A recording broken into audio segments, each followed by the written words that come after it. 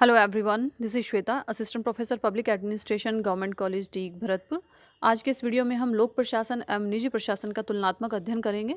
लोक प्रशासन क्या है, निजी प्रशासन क्या है, लोक प्रशासन और निजी प्रशासन में अंतर क्या है, उसमें विभिन्नताएं क्या है, यानी उनकी समानता और असमानताओं के विषय में हम चर्चा करेंगे। लोक प्रशासन क्या है, जैसे लास्ट वीडियोज़ में हमने पढ़ा, लोक प्रशासन में वो सभी गतिविधियाँ आती हैं जो सरकारी कार्यों से संबंध रखती हैं। यानी जो शासन है वो नीतियों का निर्धारण करता है, नीतियों का निर्माण करता है, उन जन नीतियों को क्रियान्वित प्रशासन करता है। और अगर वो जन नीतियाँ सरकारी क्षेत्र से संबंध रखती हैं, सार्वजनिक क्षेत्र से संबंध रखती हैं, तो वो लोक प्रशासन के दायरे में आती हैं। इसी के विपरीत निजी प्रशासन क्या है? निजी प्रशासन में वो कार्य आते हैं जो व्यक्तिगत या गैर सरकारी संस्थाओं द्वारा किए जाते हैं और उनमें एक निजी लाभ का उद्देश्य निहित होता है, यानी जो निजी लाभ से प्रेरित होकर के किए जाते हैं। क्योंकि किसी देश की सरकार द्वारा किए जाने वाले और समूची जनता से संबंध रखने वाले कार्य जो जनहित में किए जाते हैं वो लोक प्रशासन के अंतर्गत आते हैं। और जो लोकहित की भावना जिनमें नहीं होती, यानी जो स्वयं के हित के लिए किए जाते हैं, वो निजी क्षेत्र में किए जाते हैं, उसे निजी प्रशासन कहा जाता है। आप समझे, प्रशासन सार्वभौमिक प्रक्रिया है, वो निजी क्षेत्र में भी पाई जाती है और सार्वजनिक क्षेत्र में भी पाई जाती है। अगर कोई भी आप उदाहरण लें किसी संस्था का, अगर कोई सरकारी क्षेत्र में स्थापित है, जैसे कोई सरकारी महाविद्यालय है, वहाँ भी प्रशासन पाया जाएगा, और कोई निजी महाविद्यालय है तो वहाँ भी प्रशासन की आवश्यकता पड़ेगी। तो इन दोनों जगह पर कुछ समानताएं पाई जाती हैं और कुछ विभिन्नताएं पाई जाती हैं, जिनके बारे में हम आगे पढ़ते हैं। लोक प्रशासन और निजी प्रशासन में समानता क्या है? कोई भी प्रशासन हो, वहाँ संगठन की आवश्यकता पड़ती है, निजी तौर पर हो या सरकारी तौर पर हो। संगठन किसी भी प्रशासन का आधार है। यदि मानवीय और भौतिक साधनों का उचित प्रयोग नहीं किया जाएगा, उचित संगठन नहीं किया जाएगा, तो प्रशासन के लक्ष्य को हम प्राप्त नहीं कर सकते। प्रशासन किसी एक व्यक्ति का नाम नहीं है, एक से अधिक व्यक्तियों का नाम है, तो वहाँ संगठन की आवश्यकता पड़ती है। एक से अधिक व्यक्ति संगठन का रूप ले लेते हैं और संगठित होकर के कार्य करते हैं। फिर हम बात करते हैं प्रशासन की समान तकनीक, यानी जो कार्य प्रणाली है उसमें समानता होती है। अगर कोई व्यावसायिक उद्यम है जो निजी क्षेत्र में है, वहाँ भी प्रशासन की तकनीकों का इस्तेमाल किया जाता है। गैर सरकारी है, अगर कोई सरकारी है, वहाँ भी प्रशासनिक तकनीकों का इस्तेमाल किया जाता है। जैसे नियोजन यानी प्लानिंग, संगठन, आदेश, समन्वय, नियंत्रण, सब इनकी आवश्यकता सब जगह होती है, चाहे वो निजी क्षेत्र हो या सरकारी क्षेत्र हो। अगर आप सिद्धांतों की बात करें, आप देखें कि जो एक तकनीकें होती हैं, आंकड़े उपलब्ध कराना, हिसाब किताब रखना, फाइलें रखना, रिपोर्ट तैयार करना, ये सभी प्रकार के कार्य दोनों जगह पाए जाते हैं, निजी प्रशासन में भी और लोक प्रशासन में भी। हम बात करते हैं जनसंपर्क और उत्तरदायित्व। जनसंपर्क के अभाव में कोई प्रशासन सफल नहीं हो सकता है। दोनों ही प्रकार के प्रशासन में जनसंपर्क की आवश्यकता पड़ती है, यानी कोई भी संगठन अगर कोई निजी क्षेत्र में काम कर रहा है या सरकारी क्षेत्र में काम कर रहा है, उसको जनता से संपर्क बनाना पड़ता है। अपनी उद्देश्य, जिस उद्देश्य के लिए वो अस्तित्व में आया है, उन उद्देश्यों की प्राप्ति के लिए उसे अपने सेवाओं को जनता तक पहुंचाना होता है, और उन सेवाओं के लिए उसे उत्तरदायी भी माना जाता है। प्रशासन के सिद्धांत, प्रशासन के सिद्धांत आप नेक्स्ट वीडियोज़ में देखेंगे, लेकिन हम यहाँ देखते हैं प्रशासन के सिद्धांत क्या है। कार्यों का विभाजन, डिवीजन ऑफ वर्क, हायरार्की, पद सोपान, कोऑर्डिनेशन, समन्वय, कोऑपरेशन, सहयोग, ये अथॉरिटी एंड रिस्पॉन्सिबिलिटी, सत्ता और प्राधिकार। तो ये सत्ता और जिम्मेदारी, ये कुछ एक सिद्धांत हैं जो दोनों जगह पाए जाते हैं। इनके स्वरूप में थोड़ा अंतर हो सकता है, लेकिन ये सिद्धांत दोनों जगह एग्जिस्ट करते हैं, निजी क्षेत्र में भी और सरकारी क्षेत्र में भी। अगर आप उदाहरण के तौर पर देखें, कोई भी संस्था है, मान लीजिए कोई सरकारी क्षेत्र में चिकित्सालय है, कोई हॉस्पिटल है, गवर्नमेंट हॉस्पिटल है या प्राइवेट हॉस्पिटल है, दोनों जगह प्रशासन पाया जाएगा, प्रशासन के सिद्धांत पाए जाएंगे। यानी कार्यों का विभाजन एक गवर्नमेंट हॉस्पिटल में भी होता है, डिवीजन ऑफ वर्क, और एक प्राइवेट हॉस्पिटल में भी होता है। पद सोपान, जो कर्मचारियों की एक पदों का सोपान है, एक जो सीढ़ी है, वो सरकारी क्षेत्र में भी पाई जाएगी और निजी क्षेत्र में भी। यानी कोई गवर्नमेंट हॉस्पिटल है, उसमें नीचे चपरासी से लेकर ऊपर उच्चतम अधिकारियों तक एक तंत्र होता है, एक सीढ़ी होती है, एक सोपान होती है। इसी प्रकार निजी क्षेत्र में भी होती है। अनुसंधान, प्रशासन निजी हो या लोक प्रशासन हो, दोनों क्षेत्रों में चुनौतियों का सामना करना पड़ता है, प्रशासनिक चुनौतियाँ होती हैं, समस्याएँ होती हैं, उनके निवारण के लिए हम रिसर्च करते हैं। यानी उन जन नीतियों को जिस उद्देश्य को प्राप्त करने के लिए किसी संगठन की स्थापना हुई है, उसको किस बेहतरीन ढंग से पूरा किया जा सकता है, उसके लिए अन्वेषण की आवश्यकता रहती है। यानी नई खोजों द्वारा नए सिद्धांत, नई प्रक्रियाएं, उपकरण आदि निकाले जाते हैं, जिससे कि प्रशासन को और अधिक क्षमताशील बनाया जा सके, यानी उन्नतिशील बनाया जा सके। निपुण कर्मचारियों को कैसे हायर किया जा सके, ये सब चीज़ें अन्वेषण में आती हैं, अनुसंधान में आती हैं, जो लोक प्रशासन, निजी प्रशासन दोनों में पाया जाता है। फिर हम बात करते हैं नीति और क्रियान्वयन। प्रशासन इम्प्लीमेंटेशन से ही संबंधित है। अगर आप बात करते हैं लोक प्रशासन की, तो जन नीतियों और योजनाओं का निर्माण शासन द्वारा किया जाता है, यानी सरकार द्वारा किया जाता है। तो उसको क्रियान्वित करना, इम्प्लीमेंट करना, लागू करना प्रशासन का कार्य है। कोई भी कानून बनाया जाता है, उसको क्रियान्वित कौन करता है? प्रशासन करता है। सेम इसी तरह से निजी क्षेत्र में भी अगर कोई कंपनी है या कोई संस्था है, वहाँ पर नीतियाँ बनाई गई हैं उस संस्था में कार्यों को चलाने के लिए, तो उनको क्रियान्वयन करने के लिए वहाँ एक एडमिनिस्ट्रेशन होता है।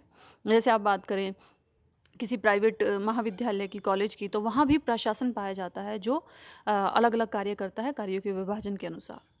तो ये कुछ एक समानताएं पाई जाती हैं। अब हम बात करते हैं विभिन्नताओं की। लोक प्रशासन, निजी प्रशासन में असमानता क्या होती है, यानी अंतर क्या होता है लोक प्रशासन, निजी प्रशासन में? क्षेत्र एवं प्रभाव सबसे बड़ा अंतर है। लोक प्रशासन सामान्यतः व्यापक संस्थाओं के लिए, व्यापक क्षेत्र में लागू होता है, उनके लिए उपयोग किया जाता है। लोक प्रशासन में बड़े उद्योगों या बड़े संस्थाओं, उनकी गतिविधियों को शामिल किया जाता है, जो सरकारी क्षेत्र से संबंधित होती है, और इनका प्रभाव भी निजी क्षेत्र के मुकाबले ज़्यादा रहता है। फिर हम बात करते हैं लाभ का तत्व। लोक प्रशासन में लाभ का तत्व निहित नहीं होता है, वो जनहित में कार्य करता है। यानी कि प्रशासनिक संस्था जो सरकारी क्षेत्र से जुड़ी हुई है, वो जनहित में कार्य करेगी, लेकिन निजी क्षेत्र की कोई संस्था है, वो जनहित में कार्य ना करके अपने हित, स्वयं हित से प्रेरित होती है। हालांकि वो जनता का शोषण नहीं कर सकती, लेकिन उसका प्रथम उद्देश्य अपना हित होता है। आप बात करें कि कोई भी प्राइवेट सेक्टर की कोई भी आप कंपनी को ले, वो अपने बेनिफिट के लिए इस्टेब्लिश की जाती है, लेकिन सरकारी क्षेत्र की कोई भी संस्था जनता के हित में कार्य करती है। सेवा की भावना, ये एक महत्वपूर्ण बिंदु है अंतर का।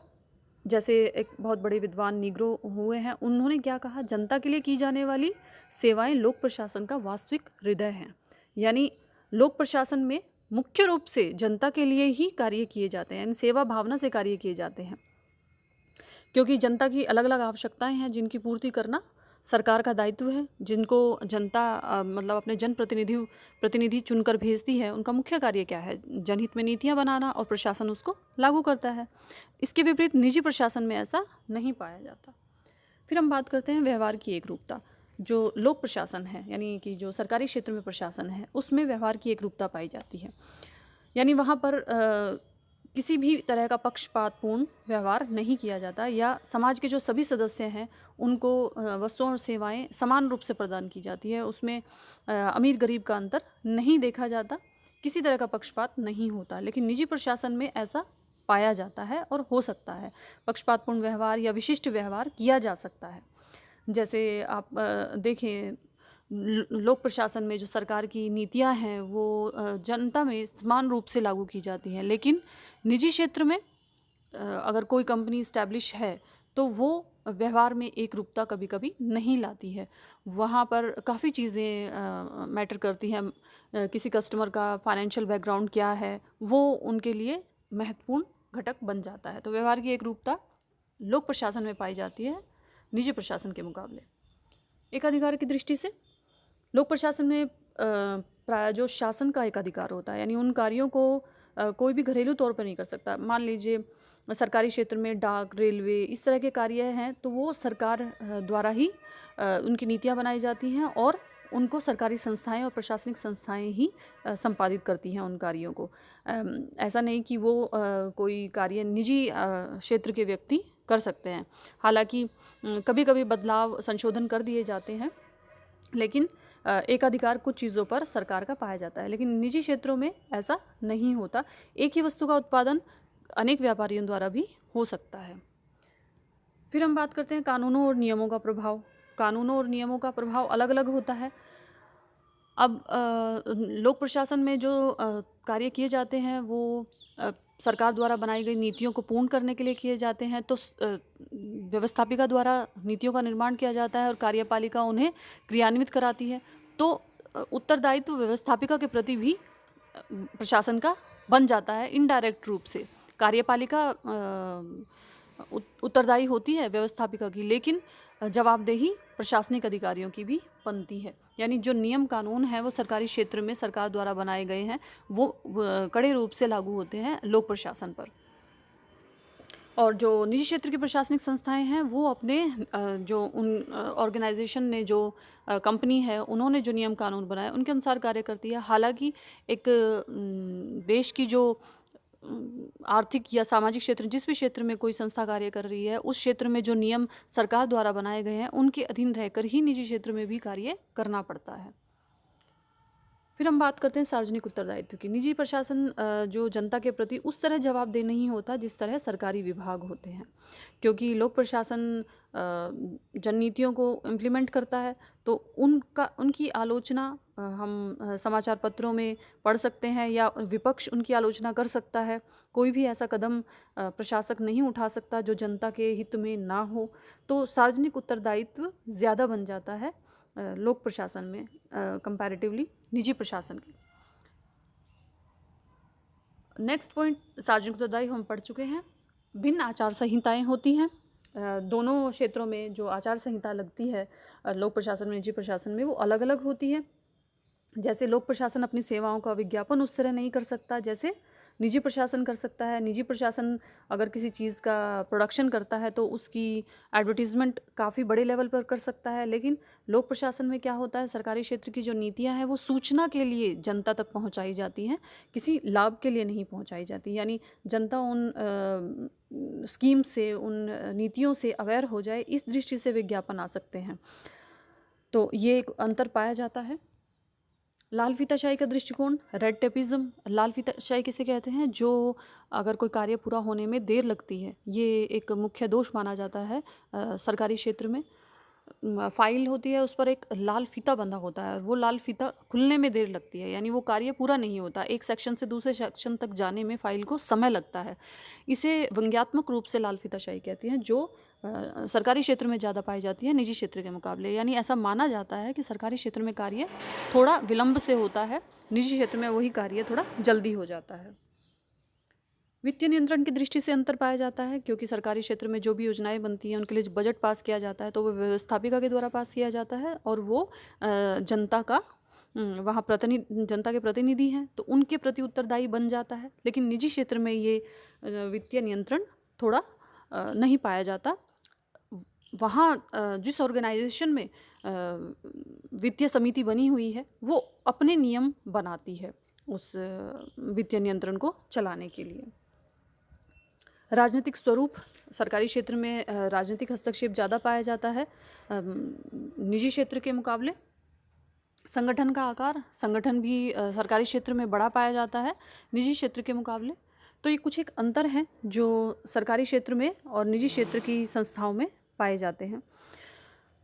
अब हम ये मानते हैं कि जो ये अंतर है प्रशासन में, ये केवल मात्रा का, गुण का और प्रकार का ही नहीं होता, इसमें अंतर सत्ता का भी पाया जाता है। यानी प्रशासन के दो भिन्न रूप हैं, दो अलग अलग किस्में हैं। जैसे हेनरी फ्योल ने कहा कि सभी प्रकार के प्रशासनों को योजना, संगठन, आदेश, समन्वय, नियंत्रण की आवश्यकता होती है, लेकिन इससे अलग कभी कभी सिद्धांतों का पालन करना पड़ता है, ये देखते हुए कि कौन सी संस्था किस उद्देश्य के लिए स्थापित की गई है और किस क्षेत्र में काम करती है, सार्वजनिक में या निजी में। तो आज इस वीडियो में हमने पढ़ा लोक प्रशासन और निजी प्रशासन में अंतर क्या है, समानताएं क्या हैं। इससे आगे हम लोक प्रशासन का महत्व नेक्स्ट वीडियो में करेंगे। Thank you.